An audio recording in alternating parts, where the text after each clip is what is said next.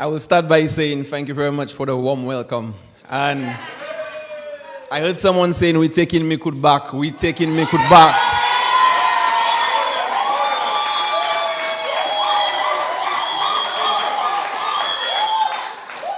And for the SLP supporters in Mikud North, I want you all to know the boat is sinking, and not on water, but in quicksand. So while the flubber boat is still nearby, jump on board, because the time you will jump in the quicksand with SLP. Tonight I will be speaking on agriculture. This is something I hold very dear to my heart. And the agricultural sector has built St. Lucia to what it is today.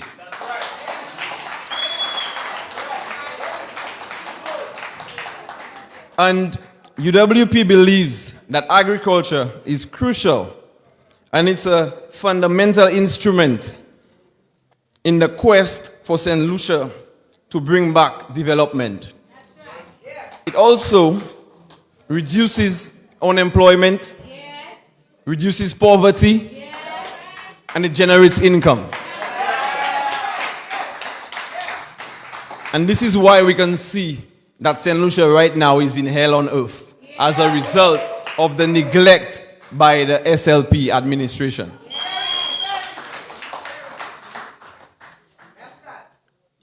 Agriculture has contributed to the development of St. Lucia quite significantly.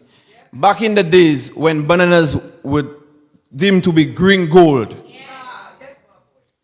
St. Lucia infrastructure was heavily done by that sector. Farmers were able to build their homes, send their kids to school without the need to take mortgages. But in order to bring those days back, we need to understand that the government needs to assist and support the sector 100% with long-term planning and vision. For example, building a jetty for the fishermen is great, and I will applaud that move. However, installing of ice machines would have ensured that our fishermen are able to preserve their catch after a long day on the sea.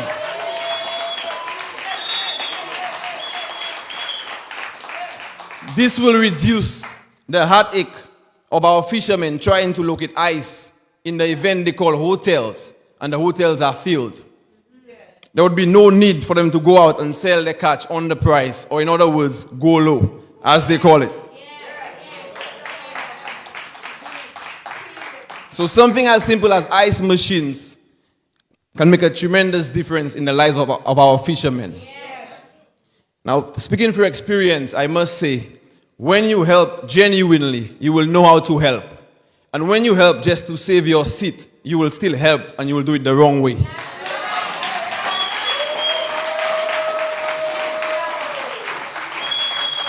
Something as simple as satellite phones can save the lives of so many of our fishermen we have lost at sea. And I believe that you cannot put a price on someone's life. So no matter how expensive it is, the government should do whatever it takes to get a fisherman at least a satellite phone.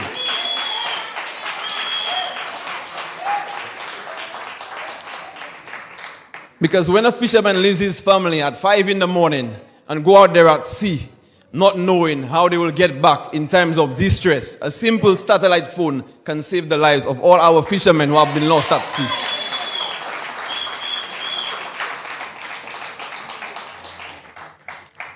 I also believe in that subsidizing some fishing material can benefit our fishermen tremendously. For example, the wire that they use to make fish pots will be of great assistance for them. Agriculture right now has been neglected to the core. We see the lack of support in the banana industry. The industry which has helped build St. Lucia, and the government, I think today, really owe the banana farmers the support that they deserve.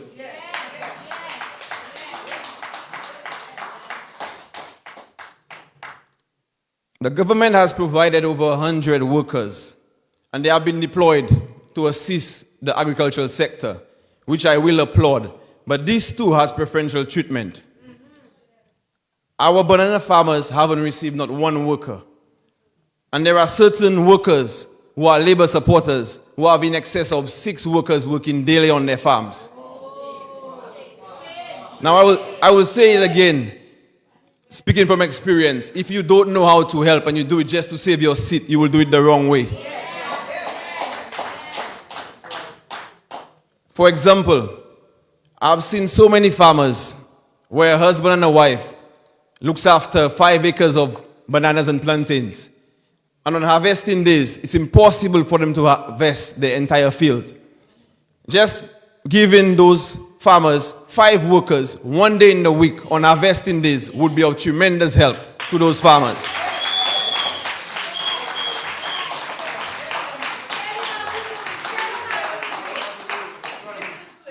The neglect with the banana farmers continue.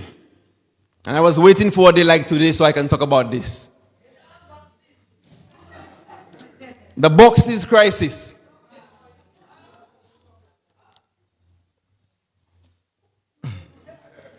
I hold this one to my heart, to be honest, because I felt it. We had a few farmers left in the banana industry, but the boxes crisis literally wiped out more than half of our farmers. And even when they compensated the farmers, it was done wrong. And I said, when you help just to win your seat, you will still do it wrong because you don't do it genuinely. Now, it took the government over 5 weeks to order boxes. And when the boxes did come, they were the wrong boxes. Now, this makes me think and understand why there is a lack of ibuprofen and Panadol at the hospitals.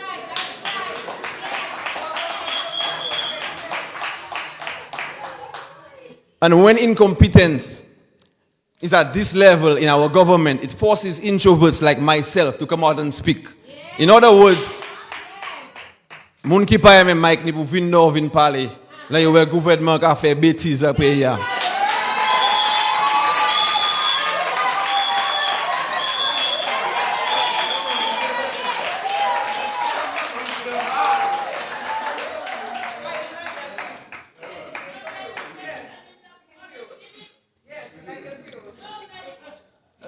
Lack of markets has caused our farmers to compete to sell their products, resulting in our products decreasing in value. This decrease in prices causes our farmers to operate at a loss, making the sector look less attractive, especially to our youth. I want to touch on the home ports that our political leader in opposition, Honorable Alan Chasney, when he had the vision for home ports. And I want our farmers to understand how beneficial the home ports for our cruise ships in Viewfort would have assisted us. I want our fishermen to understand that if the current administration went ahead and create those home ports for the cruise ships in Viewfort, there would be no need for Golo.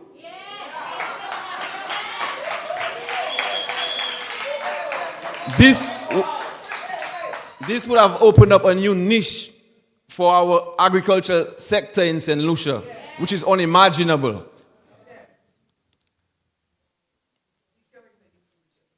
Yes. And when you have a government who says that they're putting the people first, and you sacrifice a deal like our home ports with the cruise ships for the GPH deal, I really want our farmers to understand this because I never understood it. So I want our farmers to understand that our current government chose the GPH deal over our home ports for the cruise ships.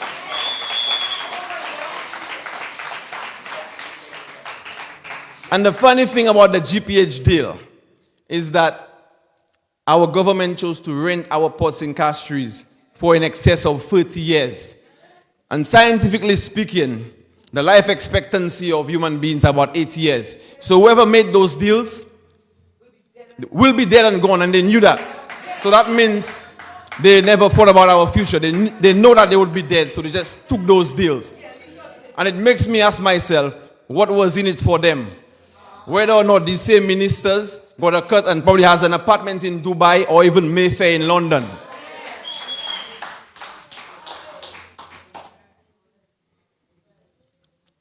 Another point I want to touch up on is our Latania broom. That when we sell our products under value, we need to understand that those industries might die out because our youth will not feel the need to venture into them. And something as simple and unique as a Latania broom, which is handcrafted, and the level of work it takes to make one broom, and the price is $12.50 to $15, I think this is undervalued. And this is why our young people might not even consider going into the broom industry. So I want our farmers to understand we need to know the value of our agricultural products in order to make the business survive.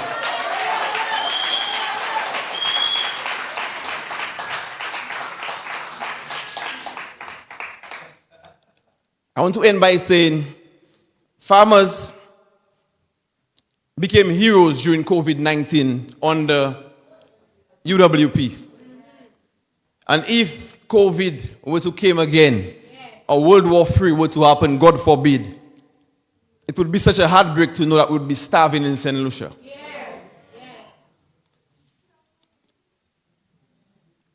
And this is due to the fact that only a handful of farmers are left to harness our natural resource, which is our fertile soils. I want to also end by saying there is still hope for our farmers. And there is still hope for agriculture.